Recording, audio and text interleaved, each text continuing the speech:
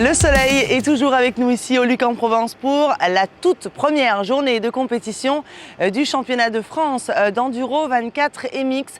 On va suivre les élites uniquement, E1, E2, E3. Pour les juniors, un programme sera fait séparément.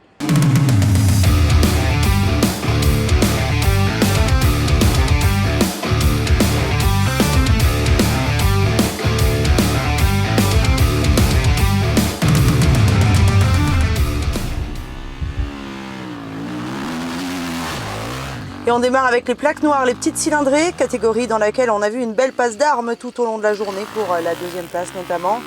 Grosse bagarre entre Thiel Declercq et Anthony Gesselin.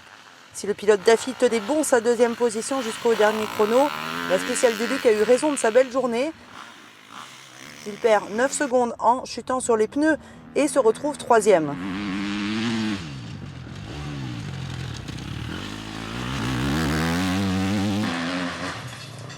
Anthony Gesselin sait profiter de l'erreur de son concurrent direct et lui chip la deuxième place en fin de boucle. Le Basque qui a rejoint le rang d'Atomic Moto Husqvarna semble bien remis de sa blessure au genou de l'an dernier puisqu'il a remporté 2 spéciales dans sa catégorie aujourd'hui. Son retour était attendu et il n'a pas déçu. Il ne fait pourtant pas le grand chelem sur cette première journée de championnat, mais Loïc Larieux est toujours armé pour défendre un titre français. Multiple champion en catégorie E2, il part clairement cette année pour offrir à Fantic le titre de champion de France E1. En catégorie Élite 2, gros chamboulement de dernière minute, c'est une pénalité pour une erreur de pointage qui place Théo Espinas 3e alors qu'il avait gagné la journée sur les chronos. Le pilote Oxmoto a mal lu ses horaires de pointage au pré-finish, juste avant la mécanique. Il est passé 1 minute en retard et a dégringolé au classement, au profit tout d'abord d'Hugo Blanjou. Le pilote Elite Moto KTM a débuté la journée plutôt timidement en signant le 4e temps de SP1. D'ailleurs pas franchement à l'aise sur cette spéciale, il fait 5e sur le deuxième passage.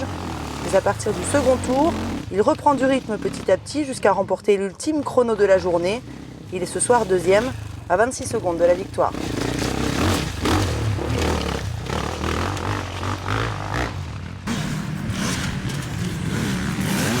Zach Pichon confirme qu'il a sa place en enduro après avoir fait trembler tout le monde sur la finale 2021 à Montfrein. Il a fait un sans faute sur le premier tour en remportant toutes les spéciales. Ensuite, il a dû faire face au retour de Théo Espinas. Si à la régulière, c'est le pilote Oxmoto qui remportait l'épreuve, Pichon a su profiter de la minute de pénalité de son principal adversaire pour s'imposer sur cette ouverture du France. Enfin, en élite E3, Antoine Basset est 3e, n'a rien pu faire pour contrer les jeunes. Le pilote Atomic Beta a réalisé une belle journée, même s'il a eu un peu de mal au réveil, avec le 6e temps de SP1. Il a même été plutôt diesel, c'est lui qui remporte la dernière spéciale du jour, et il boucle à 45 secondes de la victoire. Luc Fargier est dans le coup. Depuis son arrivée en élite en fin de saison dernière, il a gagné en confiance et s'est placé d'entrée de jeu ici au Luc. Il remporte la 4e spéciale, mais semblait moins à l'aise sur l'extrême en ville où il est 5e temps à 2 reprises. Il boucle à 40 secondes de la victoire, signé Léo Lequéré. Le Breton a très bien roulé dans les cailloux du Sud.